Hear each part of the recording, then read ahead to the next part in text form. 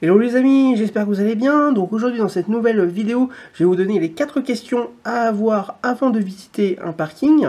Mais avant, si ce n'est pas déjà fait, je vous rappelle que vous pouvez recevoir gratuitement ma sélection de livres sur l'indépendance financière en cliquant sur le bandeau qui apparaît sur la vidéo.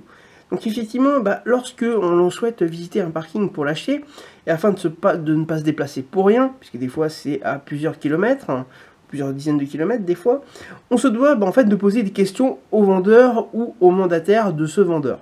Alors, mais il se peut que l'on ne sache pas forcément quelles questions poser au vendeur. Parce qu'effectivement, bon voilà, si on n'est pas un spécialiste des parkings à vendre, on ne sait pas forcément quelles questions exactes on doit poser pour pouvoir se faire une idée, en tout cas, si c'est une bonne affaire, donc ce parking. Donc je vais donc vous donner dans cette vidéo les 4 questions que vous devrez poser avant de visiter le parking. Donc on y va tout de suite et c'est parti pour la première question. Alors la première question à poser, c'est à quelle adresse est le parking et sa situation. Alors effectivement, l'adresse vous permettra en toute logique de vous y rendre avant afin de voir de vous-même l'état général du parking et sa situation. Elle vous permettra donc de savoir s'il est proche de certaines commodités, comme les écoles, les bureaux, les logements, les rues proches où on peut se garer ou pas, etc. etc.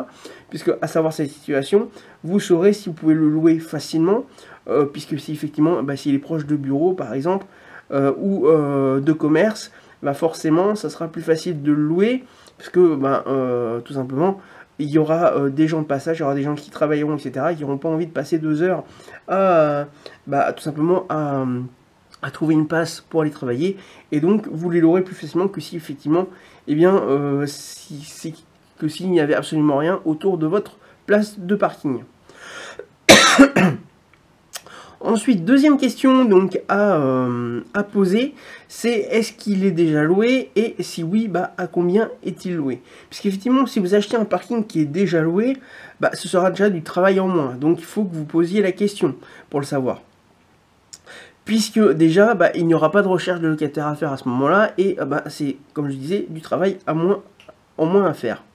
Par contre, il est possible que vous l'achetiez un peu plus cher que sans locataire, effectivement.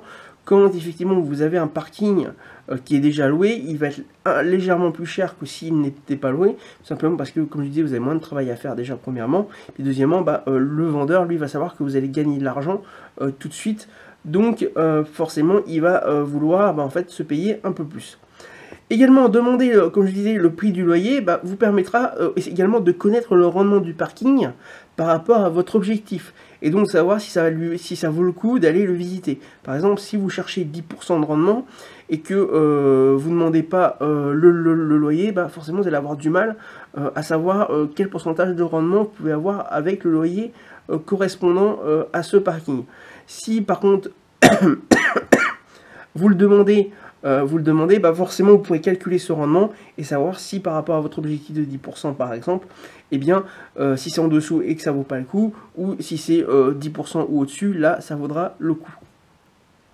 Ensuite, troisième question à poser, c'est est-ce qu'il y a des charges de copropriété?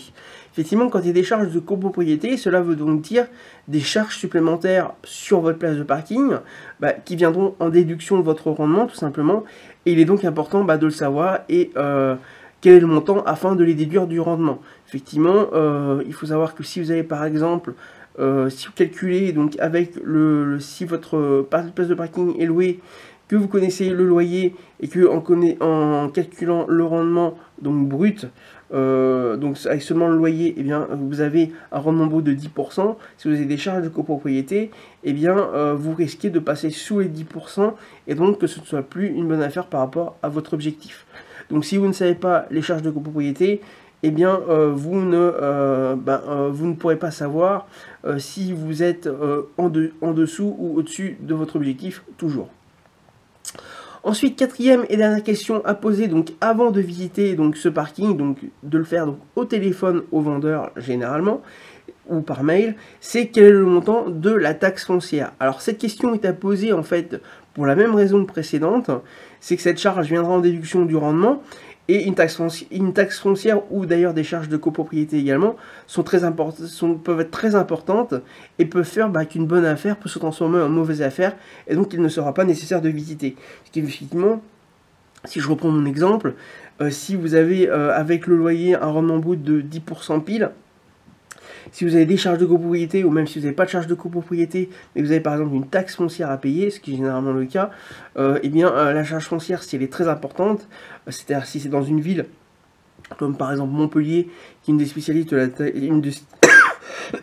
qui est une des villes par exemple les plus chères de France par rapport à la taxe foncière, eh bien ça peut faire que eh bien, vous allez donc eh bien, très facilement diminuer donc votre rendement et un rendement brut qui est très bon peut faire qu'un rendement peut se transformer en rendement net, pardon, et bien pas satisfaisant du tout pour votre objectif.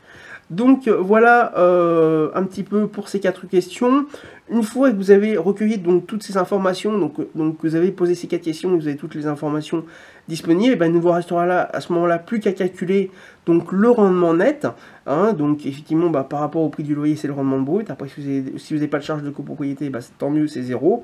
Si après vous retranchez de ce rendement brut, et bien la taxe foncière qui deviendra donc un rendement net, et ça vous permettra, enfin un rendement net avant impôt bien sûr, et ça vous permettra de savoir si eh bien, ça vaut le coup de vous déplacer.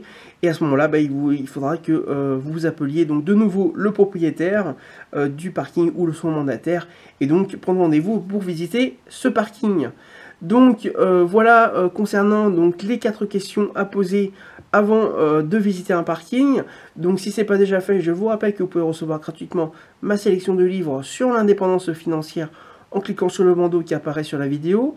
Également, n'hésitez pas à vous abonner à la chaîne YouTube en cliquant sur le bouton s'abonner qu'il y a sur la vidéo afin d'être prévenu des prochaines vidéos qui seront publiées.